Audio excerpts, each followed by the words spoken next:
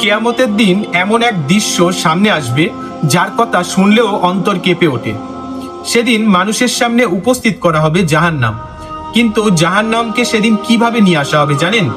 রাসূলুল্লাহ সাল্লাল্লাহু আলাইহি ওয়াসাল্লাম বলেছেন, জাহান্নামে থাকবে ৭০,০০০ লাগাম, আর প্রতিটি লাগামের সঙ্গে থাকবে ৭০,০০০ ফেরেশতা। সেই অসংখ্য ফেরেশতা জাহান্নামকে টেনে নিয়ে আসবে। ভাবুন তো, কিয়ামতের সেই ময়দানে কোটি কোটি মানুষ যখন উপস্থিত থাকবে, তখন তাদের সামনে এগিয়ে আসছে জাহান্নাম, আর তাকে নিয়ন্ত্রণে রাখতে রয়েছে ৭০,০০০ লাগাম। প্রতিটি লাগাম ধরে রয়েছে ৭০,০০০ ফেরেশতা।